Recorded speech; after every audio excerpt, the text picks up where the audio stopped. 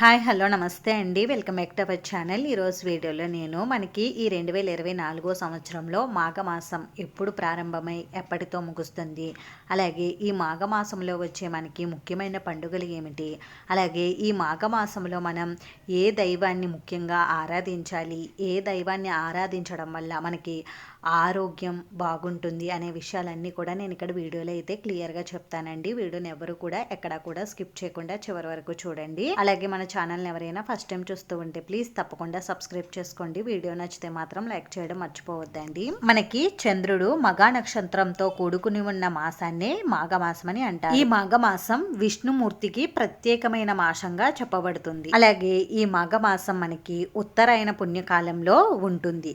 అందువల్ల ఈ మాఘమాసం అత్యంత పుణ్యప్రదమైన మాసంగా చెప్పబడుతుంది. ఇంకా ఈ మాఘమాసంలో చేసే మాఘ స్నానాలకు చాలా ప్రాముఖ్యత అయితే ఉందండి. సూర్యోదయానికంటే ముందుగా చేసే ఈ స్నానాలు అత్యంత పుణ్యప్రదమైనవి మరియు ఆరోగ్యప్రదమైనవిగా చెప్పబడుతున్నాయి.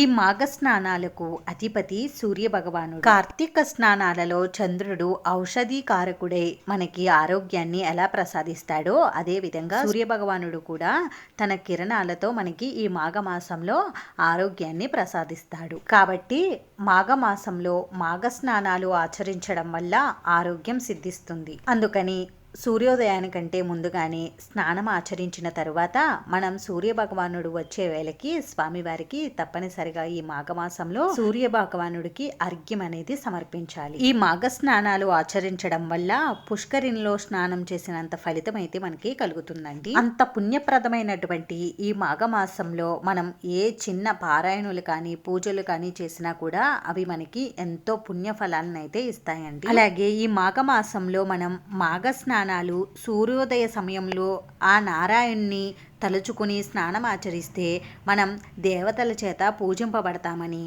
అలాగే చుక్కలు ఉండగా ఈ మాఘ స్నానం ఆచరించడం వల్ల ఉత్తమమైన ఫలితాలు కలుగుతాయని, అలాగే చుక్కలు కనిపించకుండా ఉన్నప్పుడు స్నానం ఆచరించడం వల్ల మధ్యమ ఫలితాలు కలుగుతాయని, అలాగే సూర్యోదయం అయిన తరువాత మనం స్నానం ఆచరించడం వల్ల అధమ ఫలితాలు కలుగుతాయి. అలాగే ఈ మాఘమాసంలో మనం అశ్వత్థ వృక్షాన్ని పూజించడం వల్ల మంచి ఫలితాలు కలుగుతాయండి.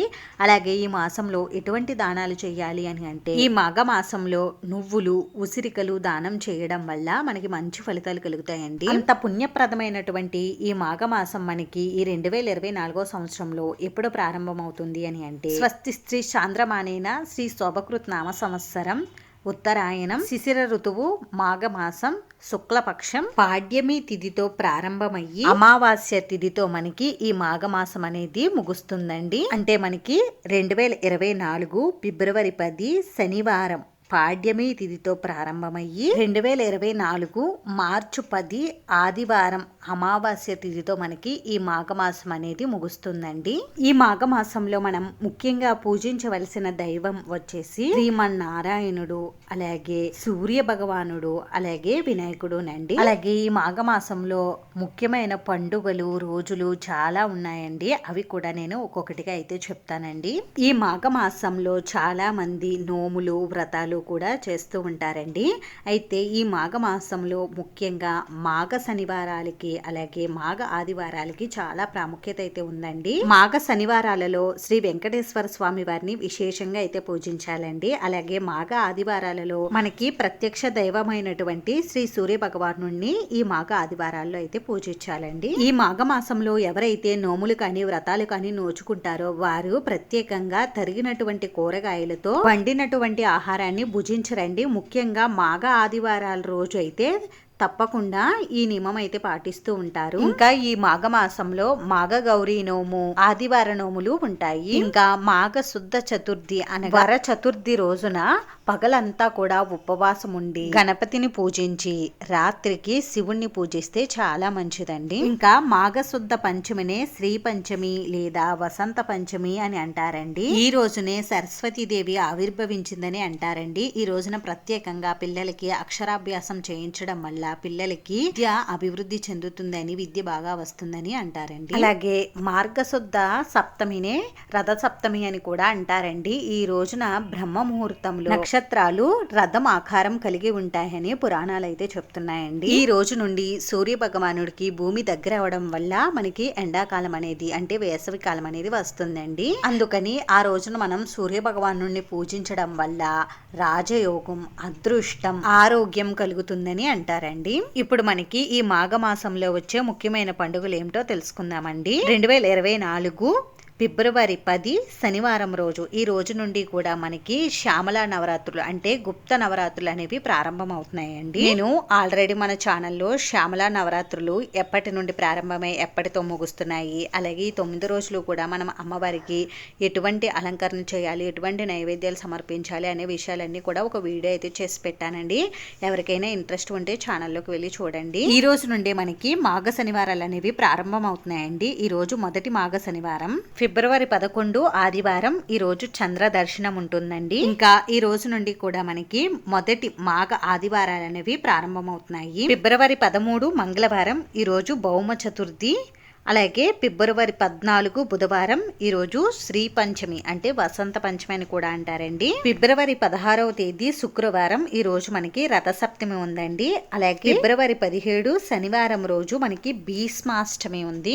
ఇంకా రెండవ మాఘ శనివారం కూడా ఫిబ్రవరి 18 ఆదివారం. ఈ రోజు మాధ్వ నవమి. ఇంకా రెండవ మాఘ ఆదివారం కూడా ఫిబ్రవరి 20 మంగళవారం. ఈ రోజు భీష్మ ఏకాదశి, అంతర్వేది తీర్థం, రేలంగి లక్ష్మీ నరసింహస్వామి వారి కళ్యాణం, ఇవన్నీ కూడా ఉన్నాయండి. ఫిబ్రవరి 21 బుధవారం. ఈ రోజు ప్రదోష వ్రతం ఉంది.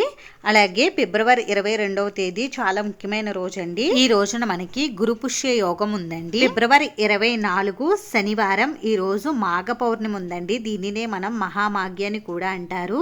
ఈ రోజున మనకి 3వ మార్గ శనివారం కూడా ఉంది. ఫిబ్రవరి 25 ఆదివారం. ఇది 3వ మాఘ ఆదివారం. ఫిబ్రవరి 28 బుధవారం. ఈ రోజు సంకటహర చతుర్థి. మార్చి 2వ తేదీ శనివారం. ఇది మనకి 4వ మాఘ శనివారం. మార్చి 3 ఆదివారం రోజు. ఈ రోజు భాను సప్తమి ఉందండి. అలాగే ఇది మనకి 4వ మాఘ ఆదివారం కూడా. మార్చి 6 బుధవారం. ఈ రోజు మనకి స్మార్త ఏకాదశి ఉందండి. మార్చి 8 శుక్రవారం. ఈ రోజు మనకి మాస శివరాత్రి, మహాశివరాత్రి ఎంతో ముఖ్యమైన రోజు మహాశివరాత్రి కూడా ఉందండి. మార్చి 9 శనివారం. ఇది మనకి 5వ మాఘ శనివారం అండి. అలాగే మనకి మార్చి 10వ తేదీ ఆదివారం. ఇది మనకి 5వ మాఘ ఆదివారం. అలాగే ఈ రోజు మనకి అమావాస్య తిథి కూడా ఉందండి. ఈ రోజుతో మనకి ఈ మాఘమాసం అనేది పూర్తవుతుందండి. అంతేనండి, చూసారు కదా మనకి ఈ 2024 సంవత్సరంలో మాఘమాసం ఎప్పుడు ప్రారంభమై ఎప్పటితో ముగుస్తుందో. ఇంకా ఈ వీడియోలో మీకు ఇంకా ఏవైనా డౌట్స్ ఉంటే నాకు తప్పకుండా కామెంట్ చేయండి, రిప్లై ఇస్తాను. ఈ వీడియోని చివరి వరకు చూసినందుకు చాలా థ్యాంక్స్.